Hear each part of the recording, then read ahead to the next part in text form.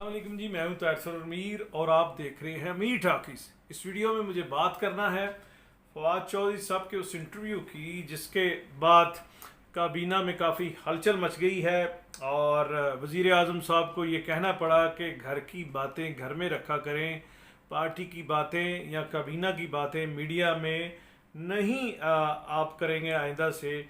Prime minister साहब ने वचन लिया, वचन ही हो गया ना जी, इसको वचन ही कहना चाहिए क्योंकि ये मोर देन वादा है, तो इसको वचन ही कहना चाहिए। और फैसल वाडा बोल पड़े और फवाद चौधरी साहब जो हैं कभी कभार जो है वो इस तरह की बात करते हैं, पॉलिटिकल बात, जिससे साबित होता है कि वो पीटीआई में सियासत की समझ बूझ रखने वाले मेंबर हैं। और चौधरी साहब की ट्रेनिंग भी है, फवाद चौधरी साहब की। चौधरी साहब ने पाकिस्तान का जो असल पावर स्ट्रक्चर है उसको समझते हैं और मुख्तलिफ पार्टीज़ में उन्होंने काम भी किया। आपको पता है कि जनरल मुशर्रफ के ये चीफ़ एडवाइज़र थे और शुरू पीपल्स पार्टी से हुए थे, उसके बाद फिर पीपल्स पार्टी और बिलावल की ग्रूमिंग कर रहे थे। तो खैर ये तो यहाँ सब चलते फिरते रहते हैं पॉलिटिकल, इसको क्वालिफिकेशन भी समझा जाता है हमारे सियासी निज़ाम में और हुकूमतों के बनाने और करने में। तो ये जो कॉन्फ्लिक्ट बना है वो उसमें उन्होंने चौधरी सुहेल वड़ैच साहब को एक इंटरव्यू दिया था जिसमें वो कह रहे हैं, बता रहे हैं कि जहांगीर तरीन ने अपना वार चला के, अपनी गेम चला के, ये लफ्ज़ उनके नहीं है लेकिन लुब्बे लबाब ये है कि गेम करके असद उमर को वजारत ख़जाना से फारग करवाया। और जब असद उमर चले गए और वो जब वापस आए तो उन्होंने जहांगीर तरीन को फारग कराया। फारग तो वो पहले ही हो गए थे। हनीफ अब्बासी साहब, ये जो हमारे दोस्त हैं पिंडी वाले, असल में तो ये शेख रशीद साहब के दोस्त हैं क्योंकि शेख साहब को उन्होंने 2 दफ़ा हराया है और बड़े मार्जिन से हराया है। तो हनीफ अब्बासी साहब की एक दरख्वास्त थी जिससे ये वज़ीर सुप्रीम कोर्ट से फारग हुए थे। 62 1F की जो शिक थी उसके तहत ये डिस्क्वालीफाई हुए थे। और चौधरी साहब ने, फवाद चौधरी साहब ने ये कहा कि जब पॉलिटिकल लोग डिस्प्लेस हुए तो उनकी जगह टेक्नोक्रेट्स ने ली और किसी कई जगहों पे जो है रिटायर्ड फौजी ब्यूरोक्रेट्स आए और कई जगह टेक्नोक्रेट्स आए। जैसे असद उमर साहब फारग हुए थे तो हफीज़ शेख साहब आए थे। तो चौधरी साहब जो है वो ये बात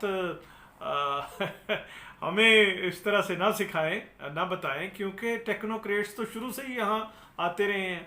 हमारा जो पहले वज़ीर ख़जाना थे वो ग़ुलाम मोहम्मद साहब, वो भी टेक्नोक्रेट्स थे जो पाकिस्तान बनने के फ़ौरन बाद अमेरिका एड लेने गए थे, तो वो भी टेक्नोक्रेट्स है। फिर टेक्नोक्रेट्स यहाँ आते रहे हैं, फील्ड मार्शल अयूब खां के दौर में आते रहे हैं। और याद कीजिए टेक्नोक्रेट्स जो हैं, मोइन कुरैशी हमारे वज़ीर आज़म थे, जनरल ज़ियाउल हक के दौर में हमारे वज़ीर आज़म थे। वज़ीर आज़म वो पहले बने हैं, शिनाख्ती कार्ड उन्होंने बाद से बने हैं। तो ये जारी रहा। फिर एक मैं और आपको करैक्टर बताता हूँ जो अब इतना ही तारीख में गुम हो चुका है, जैसे हातम ताई या अलादीन। शायद इनका तो जिक्र फिर बच्चों की किताबों में और नानी अम्मियाँ जो हैं कहानी सुनाती हैं बच्चों को, उनमें हो जाता है, लेकिन इस करैक्टर का अब कहीं जिक्र ही नहीं होता, ना किसी किताब में, ना किसी एपिक कहानी में, ना किसी पोएम में, ना शायरी में। शौकत अज़ीज़ साहब हमारे वज़ीर आज़म रहे हैं, आप सब जानते हैं, जो जिनकी वो ट्रिकल डाउन इकॉनमी, जिन्होंने वो डॉक्ट्रिन थी जो हमारी सड़कों पे और हमारी इकॉनमी में ये जो लीज़ की जो कारें हैं, एक उनका तोहफ़ा है, और ये जो टेलीफोन और ये सारा निज़ाम है, मवासलाती निज़ाम, जिसमें बच्चों ने जो ये सस्ता पैकेज टेलीफोन कानों को लगाए हुए हैं, ये भी शौकत अजीज़ का वो तोहफा था। तो टेक्नोक्रेट्स तो चौधरी साहब हमेशा से ही हमारे मुल्क में पैराशूट के ज़रिए आते रहे हैं। और आपने कहा कि पॉलिटिकल एलीट जब डिस्प्लेस हुई तो उनकी जगह वो टेक्नोक्रेट्स ने ली। तो मैं ये समझता हूँ कि आपकी जगह जो आए हैं, फरदौस आशिक अमान आई थी, वो तो आप चलें उनको भी टेक्नोक्रेट्स ही समझ समझ लेते हैं, क्योंकि वो भी काफ लीग में भी, पीपल्स पार्टी में भी हर जगह रही हैं। और पीटीआई फिर चौधरी साहब ने ये कहा कि जब इस तरह पॉलिटिकल एलीट डिस्प्लेस हुई तो कप्तान का जो विजन है वो इम्प्लीमेंट नहीं हुआ। आप मुझे ये बताएं कि पीटीआई कौन सी बोल्शेविक सियासी पार्टी है जिसके बहुत कोई इनकलाबी एजेंडा है, जिसके पास, या जिसके मंशूर बहुत मुख्तलिफ है पीपल्स पार्टी से या नून लीग से या अवामी नेशनल पार्टी से, मिलता जुलता वो सारा काम है।